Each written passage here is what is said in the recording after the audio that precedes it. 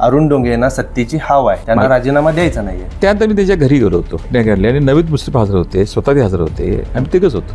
तर माझा राजीनामा तुम्ही घ्यावा आणि उद्या मला मोकळं करावं की मी त्यांच्या प्राजपण मागणी म्हणले. नवीन त्याला साक्षीदार आहे. हे का म्हणले ऐकून घ्या, 2 महिने तू काम कर जाते परिस्थितीवर, आता तो ह्यात काय भाषा करू नकोस.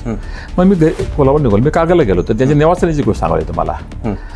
जर मला हव्यास असेल तर मुदतवाढ पण माणूस मीच आहे कामकाज याच्यावर, आणि काय असतील गोष्टी तर बाबा मला मोकळं करा म्हणून सांगा माणूस मुश्रीफ. मात्र बातम्यांच्या माध्यमातून असेल लोकांच्या चर्चेत आलं की चेअरमन अरुण डोंगे यांना मुश्रीफ साहेबांनी झापलं. मीडिया असेल, सोशल मीडिया असेल, प्रिंट मीडिया असेल, सगळ्यांनी काही छापावं त्यांना तो अधिकार आहे, पण वस्तू ती निश्चित चौकशी करून छापावं. पॅटर्न ठरला होता 2+2+1 हा नेमका त्यावेळेला ठरला कसा होता आणि नंतर घडलेल्या घडामोडी काय घडल्या? ही वस्तुस्थिती आहे की 2-2-1चा पॅटर्न ठरला होता. हे तुम्हाला असं कारण नाही. माझी जी निवड झाली त्या मिटिंगमध्ये मुश्रीफ साहेब आपल्या गटाबद्दल आग्रह राहिले शेवटच्या वर्षासाठी, वेणेकरी आपल्या गटासाठी आग्रह झाले आणि बंटीपुले आपल्या गटासाठी आग्रह झाले. म्हणजे कुणाला द्यायचा नाव नंतर बघूया. तर असं ठरलं की 2 वर्षाला परत बसूया आणि कुठल्या गटाला द्यायचं ठरलं. एकंदरीत साहेब आता पुढं गोकुळमध्ये नेमकं काय होणार? जय विरूची जी आता जी जोडी इथून मागं कायम चर्चेत असायची ती यापुढे अशीच दिसणार का? दर्शक नमस्कार, केके न्यूजमध्ये आपल्या सगळ्यांचं मनापासून स्वागत आहे. खरं बघायला गेले तर गेल्या 8-10 दिवसामध्ये गोकुळ दूध संघाच्या चेअरमन पदावरून जिल्ह्याच्या राजकारणामध्ये मोठ्या घडामोडी घडलेल्या आता आपल्याला बघायला मिळाल्या. खरं बघायला गेलं तर गोकुळचे विद्यमान चेअरमन अरुण डोंगे यांनी राजीनामा देणार नाही अशा पद्धतीचं सरळ स्टेटमेंट दिलं होतं आणि या स्टेटमेंटनंतर भरपूर अशा घडामोडी घडून आलेल्या बघायला मिळाल्या. माध्यमातून अनेक बातम्या छापून आल्या. प्रत्येक बातम्या असतील किंवा ह्या सगळ्या घडामोडीच्या या पडद्यामागं नेमक्या काय घडामोडी घडल्या हे आपण सविस्तर जाणून घेण्यासाठी आज गोकुळ दूध संघाचे चेअरमन माननीय अरुण डोंगे साहेब यांच्यासोबत संवाद साधणार आहे. साहेब नमस्कार. नमस्कार. खरं बघायला गेलं तर गेल्या 2 वर्षामध्ये अरुण डोंगे साहेब यांनी शेतकऱ्याच्या गोठ्यावरती जाऊन शेतकऱ्यांच्या सोबत अनेक दूध उत्पादक शेतकऱ्यांचे जे काही प्रश्न आहेत ते मार्गी लावण्यासाठी प्रयत्न केलेले आहेत आणि त्याच्यामुळे त्यांची ओळख ही शेतकऱ्यांचा किंवा सभासदांचा चेअरमन अशा पद्धतीची त्यांची एक ओळख आहे. साहेब एकंदरीत आता जर का आपण ह्या पार्श्वभूमीवरती जर का बोलायचं झालं, आपण राजीनामा देणार नाही किंवा राजीनामा देण्यासाठी मी इच्छुक नाही अशा पद्धतीचं एक आपण हे दिलं होतं, त्याच्याबद्दल आपण काय सांगाल साहेब? प्रथम आपल्या केके न्यूजचं मी आभार मानतो की ह्या काही गोष्टी आपल्याला ह्या माध्यमातून खुलासा करता येईल आणि वस्तू सांगणं पहिलं सुद्धा गरजेचं आहे.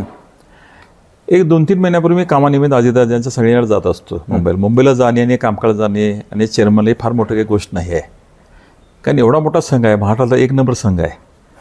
तो एवढा मोठा करत असताना सगळ्यांच्या मती लागतात. त्यामुळे मुंबईला जाणे, कोणाला भेटणे हे फारसं काही गोष्ट नाही आहे. मी अजितदादा आणि मुश्रीफ साहेब सह्याद्री बसलो होतो कामानिमित्त, संघाच्या पण नाही अनेक कामानिमित्त, मी असं म्हणणार नाही. ह्या चर्चा करत असताना दादांचाच मी प्रश्न मांडला. दादा समोर होते आणि मुश्रीफ साहेब होते की माझ्याकडे जेवढं करता आलं मी काम चांगलं केलेलं आहे आणि मला मुदतवाढ मिळावी. हा मुद्दा मी मांडलेला आहे, मांडलेला आहे. तर मुश्रीफ साहेब जवळच होते. मग ते म्हणलं, त्यांनी त्यांच्यावर हात केला काय तर म्हणले आज 2-2.5 महिने आहेत म्हणले, काम करून द्यात आणि ज्या त्या विषयी त्यावेळी बघू असा विषय तो संपला. म्हणजे अनेक काम होते, त्यातला हा एक काम. बरोबर. म्हणजे मुदतवाढ मागितली का मुश्रीफ साहेब तर नक्की मागितली. त्यानंतर काय घटना संघात अशा काय घटना घडल्या आणि काय अडचण निर्माण झाली असतील काही म्हणा, त्यानंतर मी त्याच्या घरी गेलो होतो. त्यानंतर असे काय घटना घडल्या आणि नवीन मुश्रीफ हजर होते, स्वतः ते हजर होते, आम्ही तिघच होतो, बाकी कोण नव्हतं आहे. साहेब या घटनेचं बघता मला असं वाटतं, ऐकून घ्या, मी काही दिवसापूर्वी मला मुदतवाढ मुंबईत वागायला आलो होतो. आता झाले 8-15 गोष्टीला. तर माझा राजीनामा तुम्ही घ्यावा आणि उद्या मला मोकळं करावं की मी त्यांच्या प्राजपण मागणी म्हणले. नवीन त्याला साक्षीदार आहे. हे का म्हणले ऐकून घ्या, 2 महिने तू काम कर जाते परिस्थितीवर, आता तो ह्यात काय भाषा करू नकोस. मग मी कोल्हापूर निघालो. मी कागदला गेलो तर त्यांच्या निवासस्थानाची गोष्ट सांगायला तुम्हाला. जर मला हव्यास असेल तर मुदतवाढ पण माणूस मीच आहे कामकाज याच्यावर, आणि काय असतील गोष्टी तर बाबा मला मोकळं करा म्हणून सांगा माणूस मुश्रीफ साहेब. साहेब माध्यमातून छापून आले की अरुण डोंगे यांना सत्तेची हाव आहे, बरोबर, त्यांना राजीनामा द्यायचा नाहीये. आता मुद्दा एकच आहे, माध्यम आहे, मीडिया आहे. परवा आम्ही लग्न सराईच्यामुळे चंदगडला गवशे गावाला जायचं योगाला.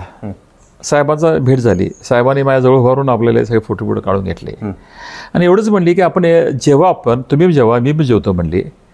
आणि चंदगडच्या रेस्ट हाऊसला मी पुढे निघून जातोय आणि तुम्ही तिथं या. आणि आबाजीला त्यानं माझ्यावर जेवायला बसून आणि त्यांना मागे ठेवलं आणि तुम्ही ह्यांना घेऊन या म्हणून सांगितलं. तर मीन वाईल मला भैयामाने भेटले तिथंच जेवणाचं ठीक आहे. भैया म्हणजे कागलचे संचालक केडीसी बँकेचे. भैयामान्यांना म्हटलो मी की अलीकडे मी एकनाथ शिंदेच्या टचमध्ये आहे आणि मुश्रीफ साहेबांनी मला त्याची संमती दिलेली आहे. आता मला त्यांच्याला काय तर पद घ्यायचं असेल, काही पद घ्यायचं असेल तर माझा मुलगा राष्ट्रपती राहून आणि मी राहिल्यानंतर वेगळे कधी संदेश जाईल तर त्याला राष्ट्रपती तुम्ही मोकळा करावा असं मला वाटते. भैयामाने साहेबांच्या गाडीतनं गेल्यामुळं त्यानं इमिजिएट त्यांच्या कानामध्ये घातलं आणि पहिला विषय दुसंगात सोडून गेल्या त्यांनी एंट्री काय त्यांनी केली की अभिषेकला काय राष्ट्रपती आम्ही काय सोडत नाही, आम्ही त्याचं जिल्हाचं तिकीट फायनल करतो, निवडून आणि जबाबदारी घेतो आणि ह्याला जबाबदार तिथं 10 माणसं आहेत.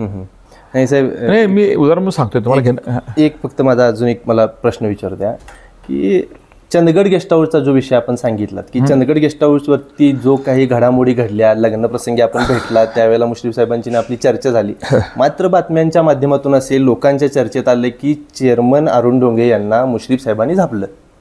बरोबर, मी पण वाचण्यात आले, बघितलं. पण आता झापले का नाही झापले मुश्रीफ साहेबांनी दुसऱ्याशी खुलासा केला. मी जर खुलासा करायला गेलो असतो तर माझं कोणी घाय म्हणलं असतं, पण तिने खुलासा केला की आमच्या अतिशय सकाळ चर्चा झाली, चर्चा व्यवस्था झाली, हसत खेळ झाली, काय जे तिने मांडलं आणि वस्तुनियम तिने स्वतः सांगितलं. माझे ह्या निमित्तानं 8 दिवसाला घटनेचा ऑब्जेक्शन करून मी बोलतोय. मीडिया असेल, सोशल मीडिया असेल, प्रिंट मीडिया असेल, सगळ्यांनी काही छापावं त्यांना तो अधिकार आहे, पण वस्तुस्थिती निश्चित चौकशी करून छापावं. लोकांचा गैरसमज काय झाला आहे की ह्याच्यावर तडजोड झाली. माझ्या काही विषय नाही. मी भैया मला काय बोललो, मी जर एखाद्याकडे जायचं असेल तर बाप इकडे पोरगा इकडे राहतो, माझ्या एमएला बरं नाही, त्याच्या एमएला बरं नाही आणि तुम्ही मोकळी करा. हे भैया म्हणायला बोललो. भैया म्हणे ते गाडी त्यांच्या बसल्यावर ते कानात त्याच्या घातले की असं आरोप बोलतात. तर तिने पहिले दुसऱ्या विषय हा ठेवलाच नाही. पहिला हा जिल्हापरिषदेचे निवडून आले 4 महिने इलेक्शन असल्याकडनं, नाही ते राष्ट्रपती काम करतोय, चांगलं काम करतोय म्हटले आणि त्याला आपण तिकीट देऊन निवडून आणूया म्हटले.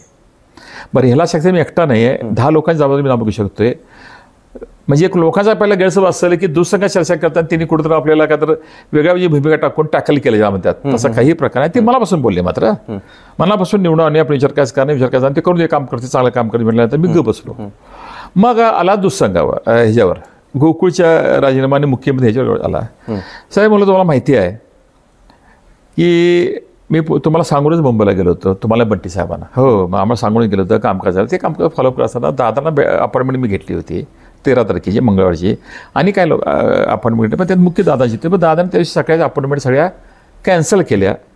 त्यांच्या काय कामाच्या व्यापारात असेल किंवा त्यांच्या आमदारांची त्यांना मिटिंग घ्यायची असेल, काय असेल पक्षाच्या असेल कारण मला 13 तारखेला दादा काही भेटू शकले नाहीत. 14 तारखेला सुद्धा भेट झाली, पण फोनवर बोला म्हटले आणि फोनवर काही गोष्टी मी त्यांच्या बोलू शकलो. त्यानंतर ऐकून घ्या, मी मुक्तारला गेलो होतो एकनाथ शिंदेला, तिथूनच ते सह्याद्री निवास आहे आणि सह्याद्रीमध्ये योगायोगाने हे दोन्ही सेम आणि DFP साहेब म्हणले आमच्यासाठी एकत्र आले, ते त्यांच्यासाठी एकत्र आले होते. तिथं भेट झाल्यानंतर त्यांचा एक मुद्दा दुसरा बोलल्यानंतर त्यांनी मला आपण राजीनामा सांगायचं देऊ नका असं दोघांनी सांगितलं. राजीनामा देऊ नका म्हटलं नाहीत, आम्ही जो सांगत नाही तो राजीनामा देऊ नका. हे वाक्यात फरक आहे, लक्षात ठेवा. राजीनामा देऊ नका म्हटलं नाहीत, आम्ही जो सांगत नाही राजीनामा देऊ नका. होणारा चेअरमन कोण आहे हे महत्त्वाचं आमच्या दृष्टीनं. इलेक्शनचं वर्ष आहे, शेवटी पाटील जायला आणि सगळीजण सांगतात की जिल्ह्यात एक लेख येतो की जिल्ह्याच्या ह्याच्यावर संस्थेवर काम करत असताना वर्णक अस्तित्व होत नाही असं म्हणतात. आदरणीय म्हाडीसाहेब असतील, आदरणीय पेन पाटील असतील, त्यांना विश्वास पटला चेअरमन करायचं होतं दोघांना पण ना. त्यावेळेचे मुख्यमंत्री पृथ्वीराज चव्हाण यांनी हस्तक्षेप केला आणि त्यावेळेचे संचालक दिलीप पटलाने चेअरमन केलं 2 वर्षासाठी. आणि ही घटना सगळ्यांना माहिती आहे. मी असं काय नाही हे पण असं पेपर झालं नाही. बरोबर, तिने हट्ट काय करला की माझ्या शब्दातून डावून चालता कामा नाही आणि मग ते दोघांनी ऐकून ते दिलीपला चेअरमन केला. तेव्हा हास्य होतच नाही. मी म्हणतोय अदृश्य होत असताना तो ओपन झाला. मी कायम जे म्हणतो असं काय होत असतो, त्याला फारसं महत्त्वाचं नाही आहे.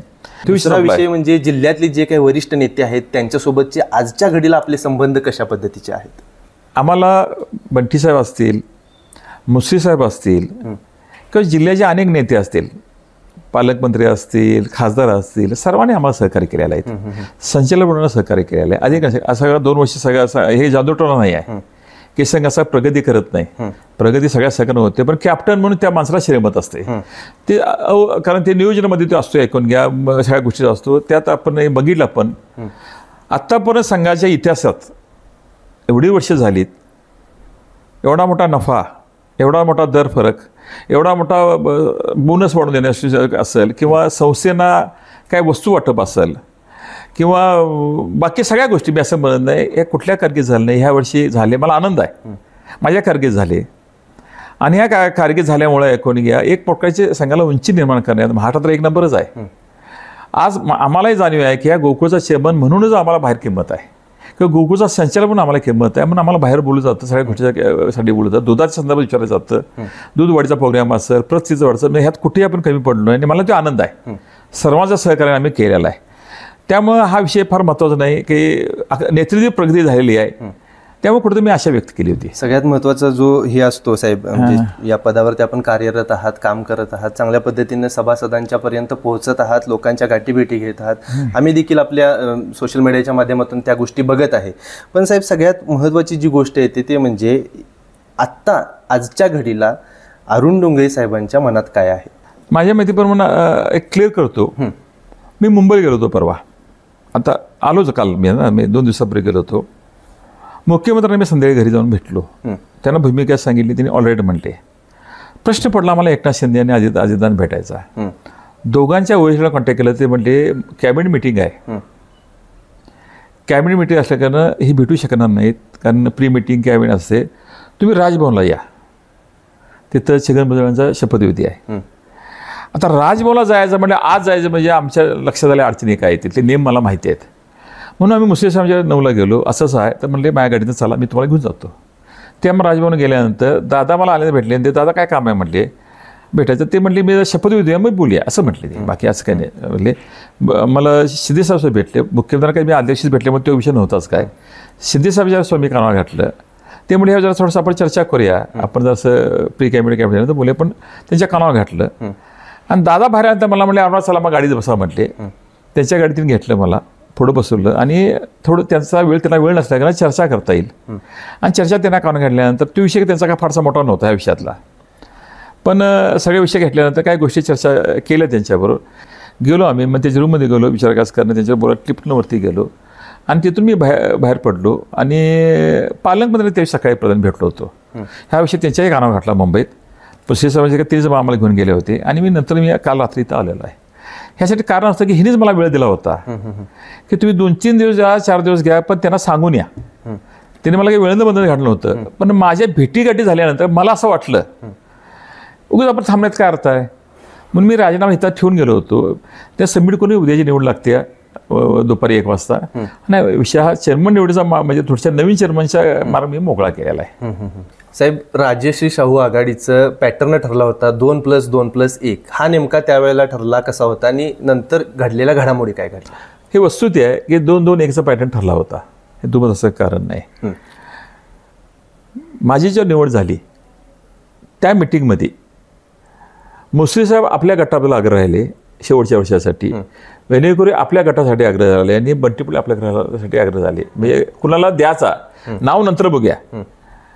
तर असं ठरलं की 2 वर्षाला परत बसूया आणि कुठल्या गटाला द्यायचं ठरलं. बरोबर, एवढंच हा मुद्दा. पण 1 वर्ष द्यायचं ठरलं तर वस्तुस्थिती आहे. पण हे ठरलं होतं वस्तुस्थिती की 2 वर्षानंतर नवीन चेअरमन करायचा, हा मुद्दा मला मान्य आहे. एकंदरीत साहेब आता पुढं गोकुळमध्ये नेमकं काय होणार. जय विरूची जी आता जी जोडी इथून मागं कायम चर्चेत असायची ती या पुढं अशीच दिसणार का.